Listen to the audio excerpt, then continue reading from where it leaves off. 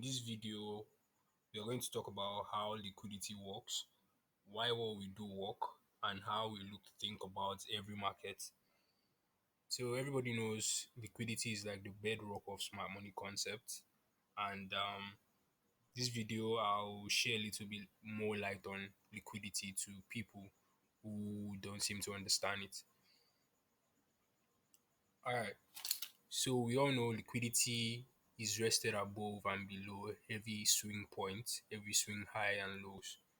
So let's mark out the swing points and the swing highs and the swing lows. Yeah, this is a swing low, swing low,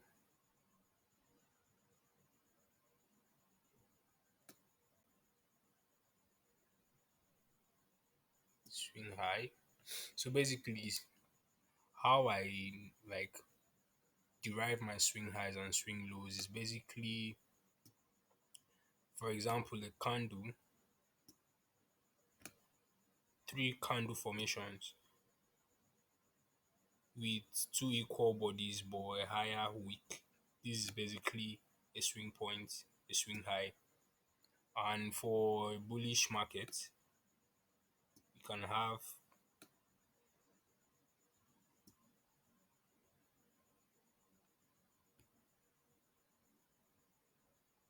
for a bullish market with three candlestick formation. This brush tool represents a candlestick. We can call this the swing low. So basically, I'm doing a quick example of how I'm determining my swing lows and swing high. Basically, I use three candle formations. So let's delete this and get back to alright.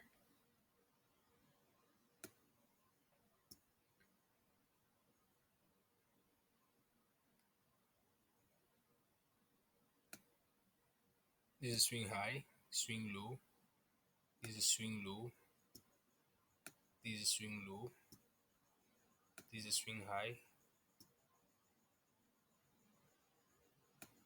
swing high, swing low, swing low, swing high,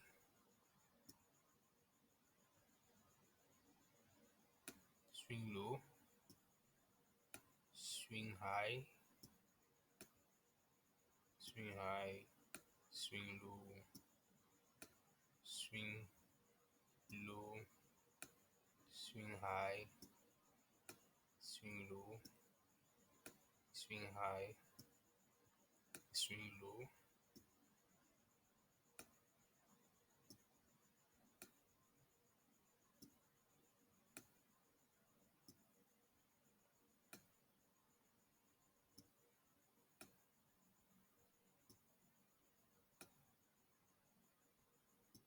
swing low, swing high. So yeah, based on the premise of smart money concepts, what institutional traders do, hedge fund traders, all those people that function with order books or anything of that sort or that nature, what their algorithm do is that they find where these swing lows and swing highs exist because they understand that above every swing high and swing lows is what we know as liquidity. So I'll go ahead and delete this paint brush scribble I did and replace them with the word liquidity. Liquidity simply means money.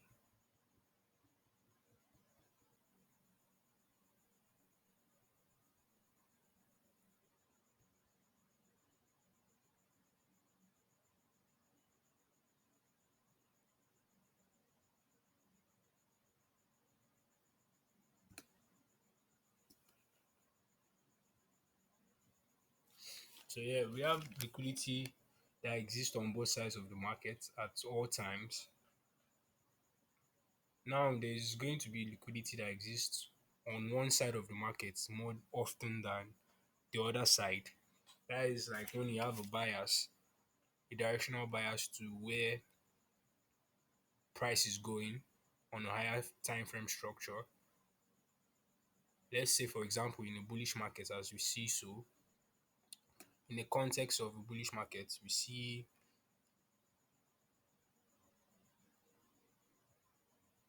a uptrend.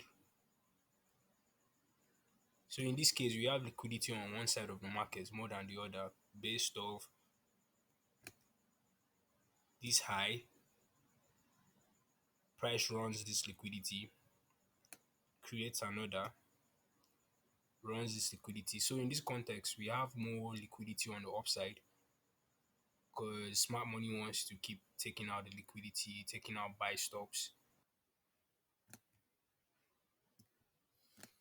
You need to understand that liquidity is present on every time frame, and you need to understand the fractality of price with respect to liquidity. So on every time frame, there is going to be liquidity on every swing point and swing low. It's not only on the daily time frame or on the 3 hour. If I go lower, which I won't, on lower time frame, you see many other liquidity points, because the idea is that buy stops and sell stops are placed almost on every time frame because people trade different time frames. So yeah, in the context of a bullish market, for example, in context of a bullish market, this is what's going to happen. Intermediary lows and highs, which liquidity are rested below, we'll see a forceful sell to take out that liquidity before price then moves up.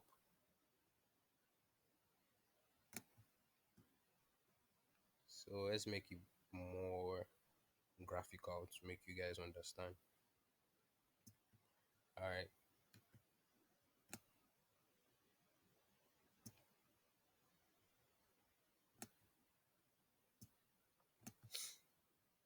So this red rectangle signifies a bearish movement, and this blue signifies a bullish movement. So what we see is a forceful sell creates this point of liquidity. People that are trying to sell this breakout, and people that have their stop loss on this low liquidated, and price doesn't continue selling down. We see price reserve reverse back and continues the bullish push. So that's in the context of a bullish market, and we see that in life price as it happened. Happened severally, not just once. We see this liquidity being taken out before price start buying up again, before the markup,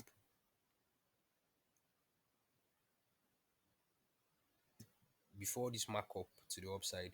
We see price come back to take out liquidity before moving upwards.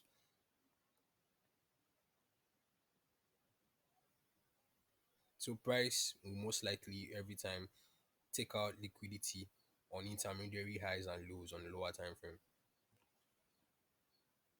So instead of thinking of this as liquidity, we think of it as an area of buy stops and sell stops. They are the exact same thing, but it's an easier way to start to think about it, and it will help your future projection of price.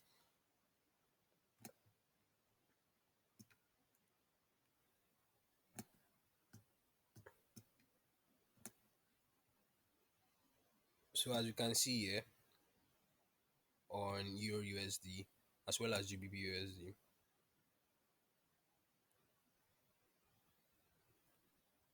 price has been bullish, making this bullish move push, comes back to the demand, and we see the same thing I'm trying to explain happen on a lower time frame.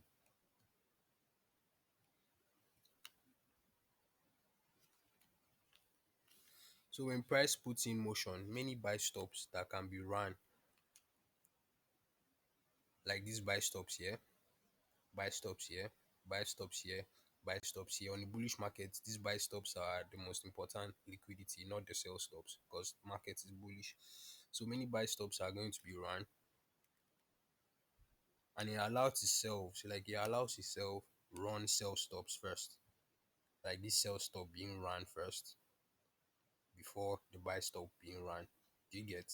Like this sell stops was taken out first before this buy stops was taken out. Same scenario happened here. Sell stops ran before the buy stops ran. So it allows itself run sell stops in an already bullish market. Then they start to put in the order flow that should remain bullish until the liquidity runs at the top in the form of buy stops is complete. So I hope like I have made like some points on this video. If you want more in-depth video on liquidity, you please like, subscribe, put a comment section to give me motivation to like continue making these videos. I'm trying to make at least 100 videos for 2023, and I need you guys support and you guys engagement to help the algorithm and push this channel forward. So I know I haven't really gone in depth on this, but this is a beginner level explanation of liquidity. If you want more in depth explanation, comment liquidity below, liquidity 2 or part 2, and I'll make them. So thank you guys. So have a great day.